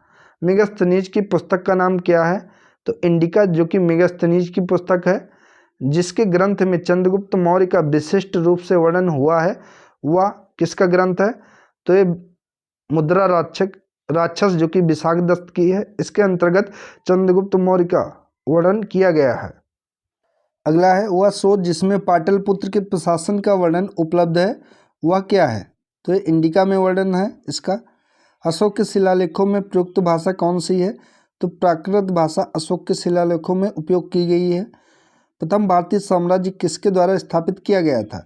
तो चंद्रगुप्त मौर्य के द्वारा प्रथम भारतीय साम्राज्य स्थापित किया गया था। चाणक्य अपने बचपन में किस नाम से जाने जाते थे? तो चाणक्य, जो कि विष्णुगुप्त के नाम से बचपन में जाने जाते थे। राज्य के सप्तांग सिद्धांत के अनुसार राज्य का 7वां अंग कौन सा था? तो राज्य का 7वां अंग जो कि मित्र था। अगला किसके शासनकाल में डिमेकस भारत आया था? तो डिमेकस, जो कि बिंदुसार के शासनकाल में भारत आया था, इंपॉर्टेंट क्वेश्चन है ये। किस प्राचीन नगर के अवशेष कुम्भहार स्थल से प्राप्त हुए हैं? तो कुम्भहार स्थल से प्राप्त हुए हैं, जो कि पाटलिपुत्र के अवशेष प्राप्त हुए हैं। कुलंदी बाग प्राचीन स्थल था, तो कुलंदी बाग प्राचीन स्थल जो कि पाटलिपुत्र का एक प्राचीन स्थल था। किसने सहिष्णुता, उदारता और करुणा के त्रिविध आधार पर राज्य धर्म की स्थापना की? तो अशोक ने की थी। अशोक ने बौद्ध होते हुए भी हिंदू धर्म में आस्था नहीं छोड़ी। इसका प्रमाण है कि देवनाम प्रिय की उपाधि उसने ली थी। अशोक के शिलालेखों को पढ़ने वाला प्रथम अंग्रेज कौन था? तो जेम्स प्रिंसेप ने अशोक के शिलालेखों को सबसे पहली बार पढ़ा था। इंपॉर्टेंट क्वेश्चन है ये, ध्यान रखेंगे। सर्वप्रथम अशोक के शिलालेखों को पढ़ने का श्रेय अंग्रेज विद्वान जेम्स प्रिंसेप को है। उन्होंने 1837 ईस्वी में अशोक के लेखों, जो कि ब्राह्मी लिपि का उद्वाचन किया, यानी कि पहली बार पढ़ा, ध्यान रखेंगे। केवल वह स्तंभ जिसमें अशोक ने स्वयं को मगध का सम्राट बताया है, तो वह भाब्रू स्तंभ है। मौर्य काल में शिक्षा का सर्वाधिक प्रसिद्ध केंद्र क्या था? तो तक्षशिला था। अंतिम मौर्य सम्राट कौन था? तो अंतिम मौर्य सम्राट, जो कि बृहद्रथ था, उत्तराखंड में अशोक का एक शिलालेख स्थित है, उसका नाम है कालसी में। ये कालसी में शिलालेख स्थित है। सांची का स्तूप किसने बनवाया था? तो सांची का स्तूप जो कि अशोक के द्वारा बनवाया गया था। प्राचीन भारत का वह प्रसिद्ध शासक जिसने अपने जीवन के अंतिम दिनों में जैन धर्म को अपनाया था, तो ये चंद्रगुप्त मौर्य ने अपनाया था और संलेखना विधि से के द्वारा अपने प्राणों को त्याग दिया था। कलिंग युद्ध की विजय तथा क्षत्रियों का वर्णन अशोक के किस शिलालेख में है? तो ये शिलालेख 13वें शिलालेख में है, जिसके अंतर्गत कलिंग युद्ध तथा की विजय तथा क्षत्रियों का वर्णन शिलालेख 13वें के अंतर्गत है। प्रसिद्ध यूनानी राजदूत मेगास्थनीज भारत में किसके दरबार में आए थे? तो ये चंद्रगुप्त मौर्य के दरबार में आए थे। चंद्रगुप्त मौर्य ने सेल्यूकस को कब पराजित किया था? तो 305 ईसा पूर्व में चंद्रगुप्त मौर्य ने सेल्यूकस को पराजित किया था। भारतीय लिखने की कला नहीं जानते, यह किसकी उक्ति है, यह किसका कथन है? तो ये मेगास्थनीज का कथन है कि भारतीय लिखने की कला को नहीं जानते हैं। मौर्य काल में गुप्तचरों को क्या कहा जाता था? तो गूढ़ पुरुष। मौर्य काल में गुप्तचरों को गूढ़ पुरुष कहा जाता था, ध्यान रखेंगे। अशोक का समकालीन तुरमय कहाँ का राजा था? तो तुरमय जो कि मिस्र का राजा था। किस ग्रंथ में शूद्रों के लिए आर्य शब्द का प्रयोग हुआ है? तो अर्थशास्त्र में किया गया है। कौटिल्य द्वारा रचित अर्थशास्त्र कितने अधिकरणों में विभाजित है? तो ये 15 अधिकरणों में विभाजित है, 15 भागों में विभाजित है। अशोक ने 261 ईसा पूर्व में कलिंग को जीतने के बाद क्या किया? तो भारी रक्तपात देखकर युद्ध की नीति को सदा के लिए त्याग दिया था और अशोक के द्वारा बौद्ध धर्म को अपना लिया गया था। यानी जब कलिंग का युद्ध 261 ईसा पूर्व में जीत गए थे अशोक, उसके बाद इन्होंने बहुत भारी रक्तपात देखा वहाँ पे। इससे इनका जो मन था वो सब देखकर भारी हो गया और इन्होंने उसके बाद बौद्ध धर्म को अपना लिया था। अशोक के जो शिलालेख रॉक एडिक्ट संगम राज्य के बारे में हमें बताते हैं, उनमें दूसरा व 13वां शिलालेख शामिल हैं। अशोक ने श्रीलंका में बौद्ध धर्म का प्रचार हेतु किसको भेजा था? तो महेंद्र और संघमित्रा को भेजा था बौद्ध धर्म के प्रचार के लिए। अशोक के मनसेहरा जो कि पाकिस्तान में एवं शहबाजगढ़ी जो कि पाकिस्तान से प्राप्त वृहद शिलालेखों में किस भाषा का प्रयोग किया गया है? तो इनमें खरोष्टी भाषा का प्रयोग किया गया है, जो कि अशोक के मनसेहरा और शहबाजगढ़ी जो शिलालेख हैं उनमें खरोष्टी भाषा का उपयोग किया गया है और ये पाकिस्तान में है। श्रीनगर की स्थापना किस मौर्य शासक ने की थी?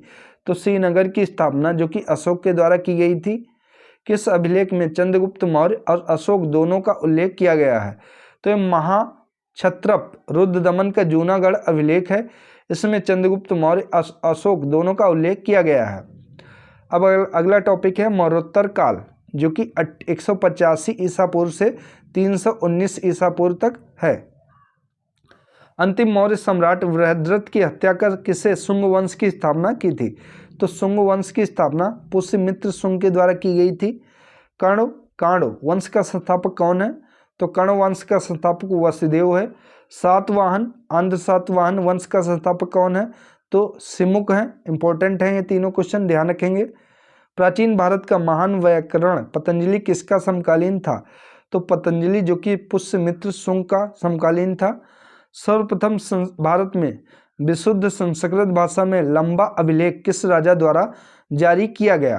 तो ये शक राजा रुद्रदामन के द्वारा जारी किया गया। सातवाहनों में आरंभिक दिनों में अपना शासन कहाँ पर शुरू किया था? तो महाराष्ट्र में अपना शासन शुरू किया था। किस कुषाण शासक ने सर्वप्रथम स्वर्ण मुद्राएं जारी की थी? तो कडफिसस द्वितीय के द्वारा सबसे पहली बार स्वर्ण मुद्राएं जारी की गई थी। किस वंश के शासकों ने क्षत्रप प्रणाली का प्रयोग किया? तो क्षत्रप प्रणाली का प्रयोग शकों के द्वारा किया गया था। कुषाण काल में सबसे अधिक विकास किस क्षेत्र में हुआ था? तो वास्तुकला का विकास सबसे ज्यादा कुषाण काल में हुआ था, ध्यान रखेंगे। भारत में प्रथम बार सैनिक शासन किसके द्वारा व्यवहार में लाया गया था? तो ग्रीकों के द्वारा भारत में पहली बार सैनिक शासन लाया गया था। ईसा पूर्व दूसरी सदी के प्रारंभ में उत्तरी अफगानिस्तान में स्थापित भारत यूनानी राज्य था। तो ये वैक्ट्रिया राज्य था, इसका नाम था। सर्वप्रथम रोम के साथ किन लोगों का व्यापार प्रारंभ हुआ था? तो तमिलों एवं चेरों का व्यापार सबसे पहली बार रोम के साथ प्रारंभ हुआ था। सातवाहनों ने पहले स्थानीय अधिकारियों के रूप में काम किया था, तो मौर्यों के अधीन काम किया था। सातवाहन के जो स्थानीय अधिकारी थे। अधिकारियों के रूप में इन्होंने मौर्यों के अधीन रहकर काम किया था। वह महानतम कुषाण नेता कौन था जो बौद्ध बन गया था? तो कनिष्क था। कुषाण काल के दौरान मूर्ति कला की गांधार शैली किसका मिश्रण है? तो भारत ग्रीक यूनानी शैली का मिश्रण है। रोम साम्राज्य के अनुसरण पर किस वंश के शासकों ने कैसर जो कि सीजर की उपाधि ग्रहण की थी? तो सीजर या कैसर की उपाधि जो कि कुषाण के शासकों ने ग्रहण की थी। इंपॉर्टेंट क्वेश्चन है ये। प्राचीन भारत में कितने नियमित रूप से सोने के सिक्के चलाए? तो प्राचीन भारत में कुषाण ने नियमित रूप से सोने के सिक्के चलवाए थे। मौर्यों के बाद दक्षिण भारत में सबसे प्रभावशाली राज्य कौन था? तो सातवाहन सबसे प्रभावशाली राज्य था दक्षिण भारत में। बुद्ध की खड़ी प्रतिमा किस काल में बनाई गई? तो कुषाण काल में बुद्ध की खड़ी प्रतिमा बनाई गई। शुंग वंश के बाद किस वंश ने भारत पर राज्य किया? तो शुंग वंश के बाद कर्ण वंश ने भारत पर राज्य किया था। किस चीनी जनरल ने कनिष्क को हराया था? तो पेन चाओ ने कनिष्क को हराया था, ध्यान रखेंगे। अगला है उत्तरी तथा उत्तर पश्चिमी भारत में सर्वाधिक संख्या में तांबे के सिक्कों को जारी किया गया था। तो ये कुषाणों के द्वारा जारी किया गया था। विक्रम संवत कब से प्रारंभ हुआ? तो 57 ईसा पूर्व में विक्रम संवत प्रारंभ हुआ, ध्यान रखेंगे। इंपॉर्टेंट क्वेश्चन है। सातवाहन शासकों की राजकीय भाषा क्या थी? तो सातवाहन शासकों की जो राजकीय भाषा थी वो प्राकृत भाषा थी, और प्राकृत भाषा भी जैन धर्म में थी, ध्यान रखेंगे। अगर बौद्ध धर्म की भाषा पूछे तो बौद्ध धर्म की भाषा थी आपकी पाली भाषा। बौद्ध धर्म की भाषा जो थी वो आपकी थी पाली भाषा। जैन धर्म की अगर भाषा पूछे तो जैन धर्म की जो भाषा थी वो प्राकृत भाषा थी। और सातवाहन की शासकीय भाषा अगर पूछे तो सातवाहन की शासकीय भाषा भी प्राकृत थी, ये ध्यान रखेंगे आप लोग। अगला है जो कला शैली भारतीय और ग्रीक यूनानी शैली का सम्मिश्रण है उसे क्या कहा जाता है? तो उसे गांधार कला कहा जाता है। कनिष्क की राजधानी क्या थी? कनिष्क की राजधानी पुरुषपुर थी। पुरुषपुर किसका दूसरा नाम है? तो पेशावर जो कि अब पाकिस्तान में है, इसका दूसरा नाम पुरुषपुर था, और ये कनिष्क की राजधानी थी। चरक किसके राज्य चिकित्सक थे? इंपॉर्टेंट क्वेश्चन ये। तो चरक जो कि कनिष्क के राज्य चिकित्सक थे। तक्षशिला के प्रसिद्ध स्थल होने का कारण क्या था? तो यहाँ गांधार शैली का विकास हुआ था, इसलिए तक्षशिला प्रसिद्ध स्थल था। भारत में सर्वप्रथम स्वर्ण मुद्राएं किसके द्वारा चलाई गई थी?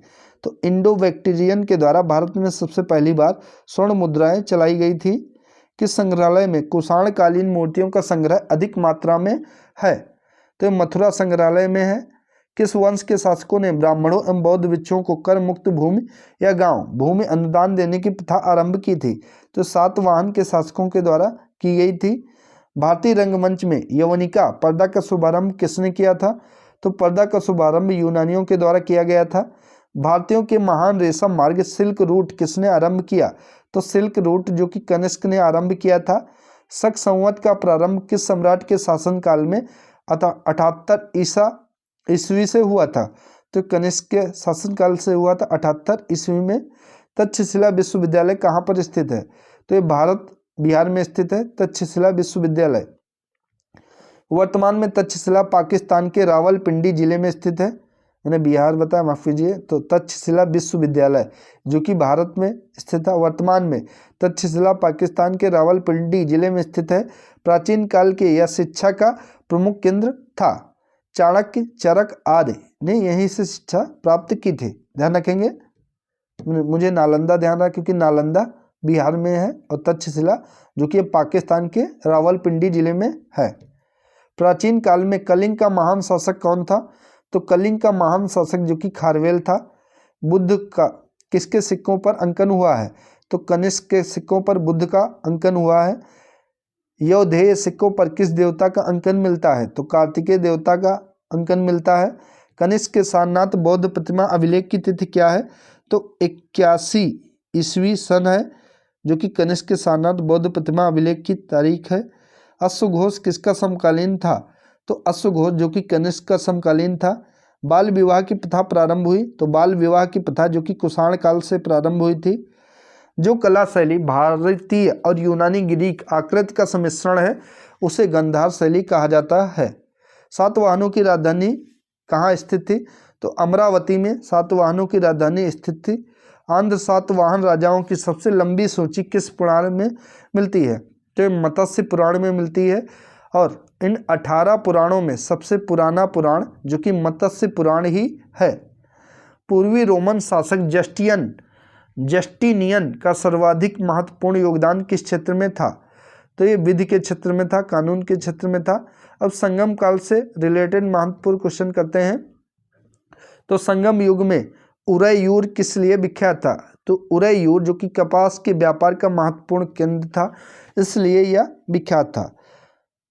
तोलकाप्पियम ग्रंथ संबंधित है। तोलकाप्पियम धर्म ग्रंथ जो कि व्याकरण और काव्य से संबंधित है। धार्मिक कविताओं का संकलन कुरल किस भाषा में है? तो ये तमिल भाषा में है। किस संगम युगीन राज्य के संरक्षण में 3 संगमों का आयोजन किया गया? तो पांड्य संगम युगीन राज्य के संरक्षण में 3 संगमों का आयोजन किया गया। लाल चेर के नाम से प्रसिद्ध हुआ चेर शासक कौन था जिसने कणगी पत्तनी के मंदिर का निर्माण कराया था? तो ये सेन गुट्टवन था। तमिल भाषा के शिल्पाधिकारम और मणिमेखलाई नामक गौरव ग्रंथ किससे संबंधित है?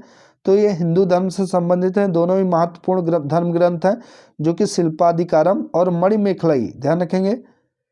कौन संगम युगीन व्याकरण रचना सर्वाधिक महत्वपूर्ण रचना मानी जाती है? तो सबसे महत्वपूर्ण रचना जो कि तोलकाप्पियम मानी जाती है। मुजरिस किस राज्य का प्रमुख बंदरगाह था? तो मुजरिस जो कि चेर राज्य का प्रमुख बंदरगाह था। प्राचीनतम तमिल देवता मुरुगन किस वैदिक देवता के सदृश हैं? तो स्कंद कार्तिकेय देवता के सदृश हैं। संगमकालीन साहित्य में कौन को एवं मन्नन किसके लिए प्रयुक्त होते थे? तो ये राजाओं के लिए प्रयुक्त होते थे। तमिल काव्य का इलियड कहा जाता है। तो तमिल काव्य का इलियड जो कि शिल्पाधिकारम को कहा जाता है, इंपॉर्टेंट है। चेर वंश का शासन किस क्षेत्र में था? तो केरल में चेर वंश का शासन था। चेर वंश का प्रसिद्ध शासक जो कि सेन गुट्टवन था और चोल वंश का प्रसिद्ध शासक जो कि करिकाल था। चोल काल में सूती वस्त्र उद्योग का प्रमुख केंद्र उरैयूर था। पहले ही इसका पहला क्वेश्चन संगम काल का यही था कि उरैयूर किस लिए प्रसिद्ध है? तो ये सूती वस्त्रों का प्रमुख केंद्र था, इसलिए प्रसिद्ध है।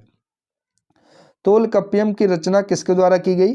तो तोलकाप्पियर ने तोलकाप्पियम की रचना की थी।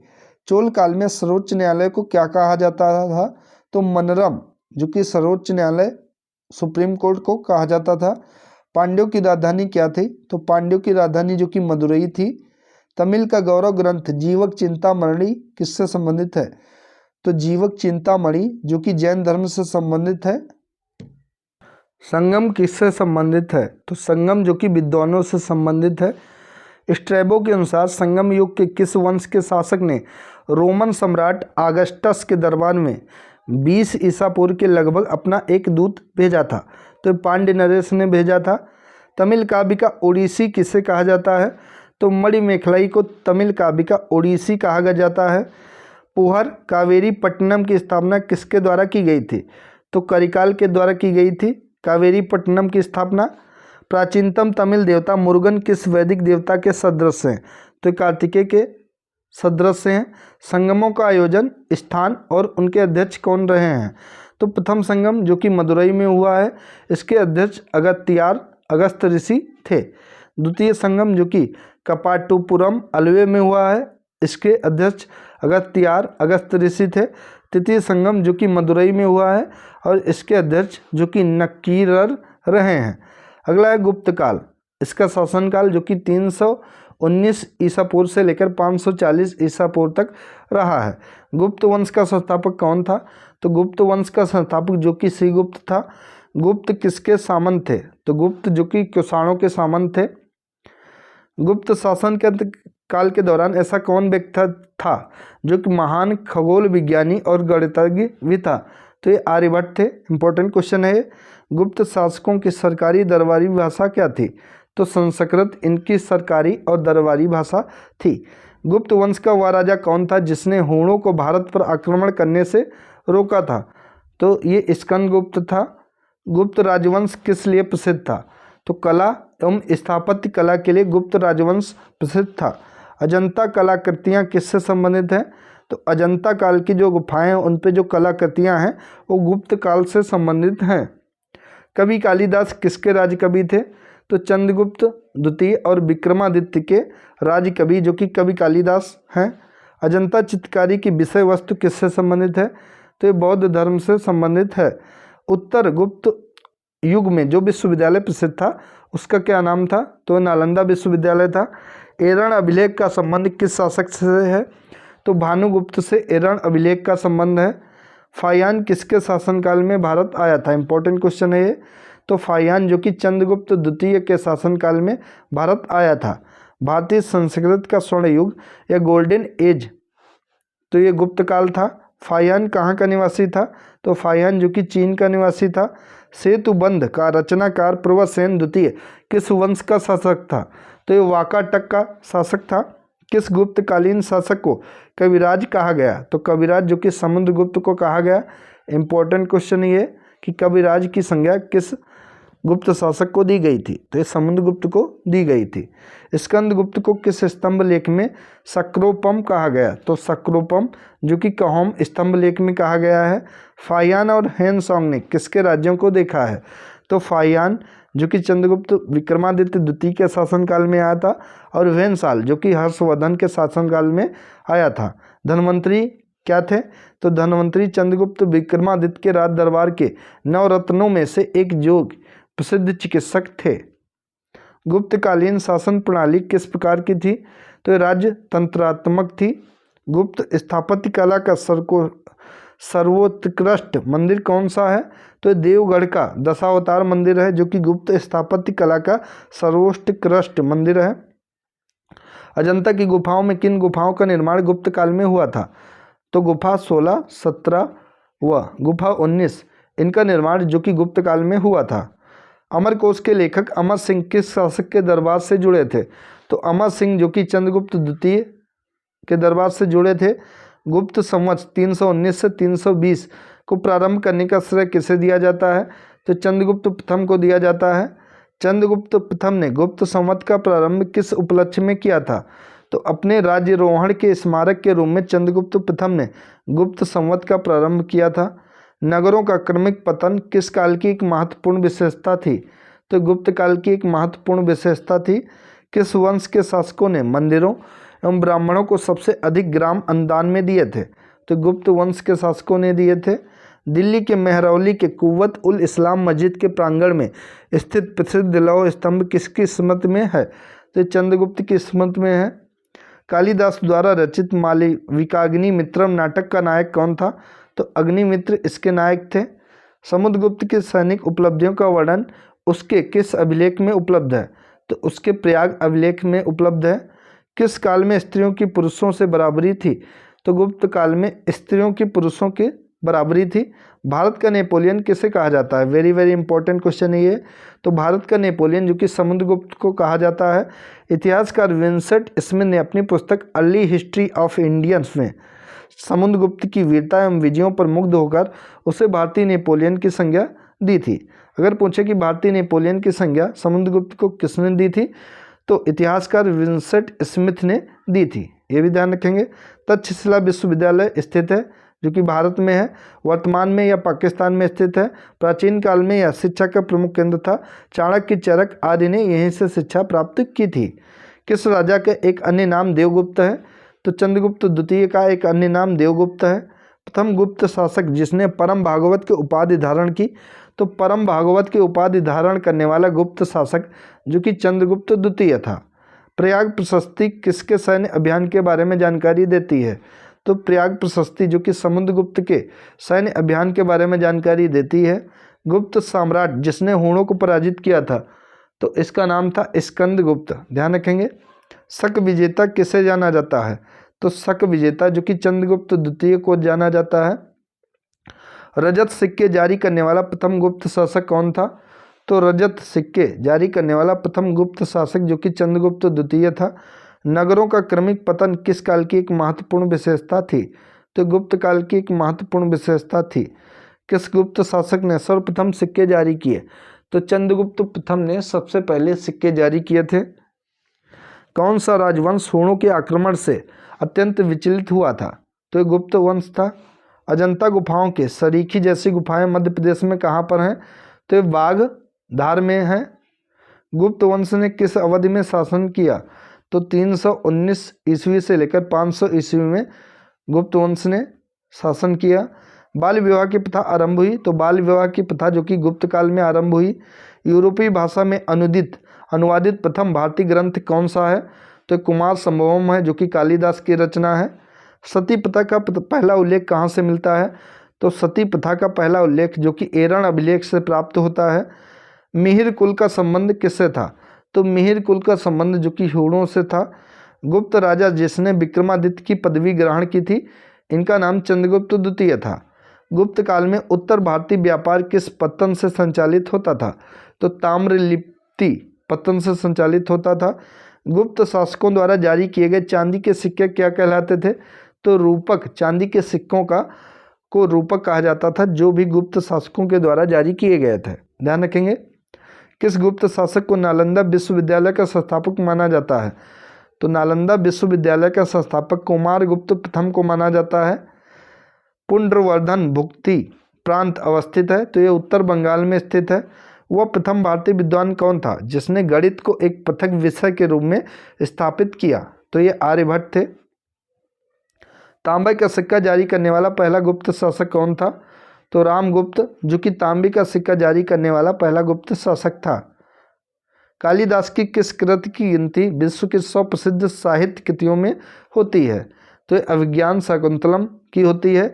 वर्तमान गणित में दशमलव प्रणाली के आविष्कार का श्रेय किस युग को है? तो ये भी गुप्त युग को ही है, इंपॉर्टेंट है। गुप्त काल के सर्वाधिक लोकप्रिय देवता कौन थे? तो विष्णु, जो कि लोकप्रिय सर्वाधिक देवता थे गुप्त काल में। महरौली, जो कि दिल्ली में स्थित लौह स्तंभ का निर्माण किस सदी में हुआ था? तो चतुर्थ सदी में इसका निर्माण हुआ था। कुमार संभव महाकाव्य किस कवि ने लिखा है? तो कालिदास ने लिखा है। नालंदा विश्वविद्यालय की स्थापना का युग कौन सा है? तो नालंदा विश्वविद्यालय की स्थापना का युग जो कि गुप्त युग है। गुप्त युग में भू राजस्व की दर क्या थी? तो उपज का छठा भाग भू राजस्व की दर थी, जो कि गुप्त काल में थी। अगला टॉपिक है गुप्तोत्तर काल या पुष्यभूत वंश या वर्धन वंश। तो पहला क्वेश्चन है, पुष्यभूत वंश की स्थापना किसने की थी? तो पुष्यभूत वर्धन ने की थी। पुष्यभूत वंश का सबसे प्रतापी राजा कौन था? तो हर्षवर्धन पुष्यभूत वंश का सबसे प्रतापी या महान शासक था। हर्षवर्धन के समय में कौन सा चीनी तीर्थयात्री भारत आया था? तो वेनसांग भारत आया था, जो कि हर्षवर्धन के समय भारत आया था। अगला है, चालुक्य राजा पुलकेशिन द्वितीय को किसने पराजित किया था? तो पुलकेशिन द्वितीय को पराजित किया था नरसिंह वर्मन ने। किस व्यक्ति को द्वितीय अशोक कहा जाता है? तो हर्षवर्धन को द्वितीय अशोक कहा जाता है। अगला, बाणभट्ट किस सम्राट के राज्य दरबारी कवि थे? तो बाणभट्ट, जो कि हर्षवर्धन सम्राट के राज दरबारी कवि थे। इंपॉर्टेंट क्वेश्चन है ये, कई बार एग्जाम में पूछा गया है कि बाणभट्ट किस सम्राट के राज दरबारी कवि थे। तब आपका आंसर हो जाएगा हर्षवर्धन के दरबार के कवि थे। ह्वेनसांग भारत में लगभग कितने साल तक रहा था? तो ये 14 वर्षों तक भारत में रहा था ह्वेनसांग, जो कि हर्षवर्धन के शासनकाल में भारत आया था। कुंभ मेले को प्रारंभ करने का श्रेय किसे दिया जाता है? तो ये हर्षवर्धन को दिया जाता है। नर्मदा नदी पर सम्राट हर्ष के दक्षिणवर्ती अग्रगमन को रोका? तो ये पुलकेशिन द्वितीय ने रोका था। चालुक्य शासक पुलकेशिन द्वितीय ने किस नदी के किनारे हर्षवर्धन को परास्त किया था? तो ये नर्मदा नदी के किनारे हर्षवर्धन को परास्त किया था, जो कि पुलकेशिन द्वितीय ने परास्त किया था। और पुलकेशिन द्वितीय जो कि चालुक्य शासक थे, ये भी ध्यान रखेंगे। हर्ष के शासनकाल में उत्तर भारत का सबसे महत्वपूर्ण शहर कौन सा था? तो कन्नौज था। हर्ष की आत्मकथा किसने लिखी है? तो बाणभट्ट ने लिखी है। हर्षवर्धन अपनी धार्मिक सभा कहाँ किया करता था? तो प्रयाग में हर्षवर्धन अपनी धार्मिक सभाएं किया करता था। वर्धन वंश की राजधानी थानेश्वर किस प्रदेश में स्थित है? तो थानेश्वर, जो कि हरियाणा में स्थित है। हर्षवर्धन ने 606 ईस्वी में हर्ष संवत की स्थापना किस उपलक्ष्य में की थी? तो अपने राज्यारोहण के उपलक्ष्य में हर्षवर्धन ने 606 ईस्वी में हर्ष संवत की स्थापना की थी। ह्वेनसांग की भारत में यात्रा के समय सूती कपड़ों के उत्पादन में सबसे प्रसिद्ध नगर कौन था? तो मथुरा था। कवि बाणभट्ट कहाँ के निवासी थे? तो थानेश्वर के थे। नागानंद का रचनाकार कौन है? तो नागानंद का रचनाकार जो कि हर्षवर्धन है। सम्राट हर्षवर्धन ने 2 महान धार्मिक सम्मेलनों का आयोजन कहाँ पर किया? तो कन्नौज व प्रयाग में किया था। नागानंद व रत्नावली एवं प्रियदर्शिका नाटकों के नाटककार कौन थे? तो ये हर्षवर्धन थे। ये तीनों बहुत इंपॉर्टेंट हैं, एग्जाम में जरूर पूछी जाती हैं। नागानंद, रत्नावली और प्रियदर्शिका, ये तीनों जो रचनाएं हैं, नाटक हैं, ये इनके रचनाकार हर्षवर्धन हैं, ध्यान रखेंगे। गुर्जरों को किस शासक ने पराजित किया था? तो हर्षवर्धन ने गुर्जरों को पराजित किया था। आज भी भारत में ह्वेनसांग को याद करने का मुख्य कारण क्या है? क्योंकि इनकी एक रचना थी सी यू की, ये रचना है जो कि ह्वेनसांग की रचना है, इसलिए इनको याद किया जाता है। ह्वेनसांग ने किसे शिलादित्य कहा है? तो शिलादित्य जो कि हर्षवर्धन को ह्वेनसांग ने कहा है। गुप्त वंश के ह्रास के पश्चात उत्तर भारत में बड़े भाग का पुनर्गठन, गुप्त वंश के ह्रास के पश्चात उत्तर भारत में बड़े भाग का पुनर्गठन किसने किया था? तो ये हर्षवर्धन ने किया था। बंगाल का कौन सा शासक हर्ष का समकालीन था? तो शशांक था। वह अंतिम राजा कौन था जो संस्कृत का महान विद्वान और लेखक था? तो ये हर्षवर्धन थे। हर्षचरित किसके द्वारा लिखी गई है? तो बाणभट्ट के द्वारा हर्षचरित लिखी गई है। एक चालुक्य अभिलेख के तिथि अंकन में शक संवत का वर्ष 556 दिया गया है, इसका तुल्य वर्ष 634 है। शक संवत का प्रचलन कुषाण वंशी शासक कनिष्क ने 78 ईस्वी में किया था। यदि शक संवत में 556 अंकित है तो यह ईस्वी सन में 556 प्लस 78 यानी कि 634 ईस्वी होगा। हर्ष के समय की सूचनाएं किसकी पुस्तक में निहित हैं? तो कल्हड़ की पुस्तक में है। और कल्हड़ की पुस्तक कौन सी है? राजतरंगिणी, ध्यान रखेंगे, राजतरंगिणी जो कि कल्हड़ की पुस्तक है। सम्राट हर्ष ने अपनी राजधानी थानेश्वर से कहाँ स्थानांतरित की थी? तो थानेश्वर से कन्नौज हर्षवर्धन ने अपनी राजधानी को स्थानांतरित किया था। उत्तर प्रदेश में स्थित वह स्थान जहाँ हर्षवर्धन ने बौद्ध महासम्मेलन का आयोजन किया था, तो प्रयागराज में किया था। नर्मदा नदी पर सम्राट हर्ष के दक्षिणवर्ती अग्रगमन को पुलकेशिन द्वितीय ने रोका था। कैसे शब्द का प्रयोग किया गया है? तो कैसे शब्द का प्रयोग जो कि रेशम के लिए किया गया है। चीनी लेखक भारत का उल्लेख किस नाम से करते हैं? तो ये इनत्व के नाम से करते हैं। नालंदा विश्वविद्यालय के विनाश का प्रमुख कारण क्या था? तो मुसलमानों के द्वारा नालंदा विश्वविद्यालय का विनाश किया गया था, क्योंकि 1198 ईस्वी में बख्तियार खिलजी के द्वारा इसका नाश किया गया था।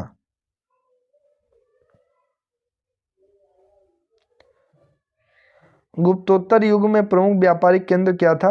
तो कन्नौज प्रमुख व्यापारिक केंद्र था।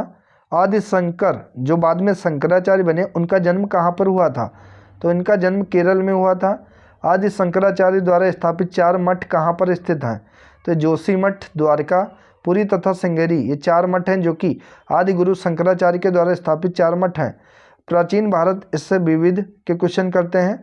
तो किस विदेशी यात्री ने भारत का दौरा सबसे पहले किया था? तो मेगास्थनीन ने किया था। सोने की खोज आर्यभट्ट के द्वारा की गई।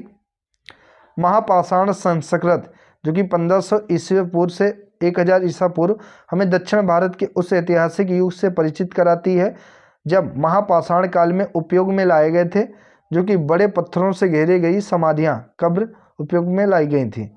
किस पुस्तक का 15 भारतीय और 40 विदेशी भाषाओं में अनुवाद किया जा चुका है? तो पंचतंत्र का किया जा चुका है। पंचतंत्र किसकी रचना है?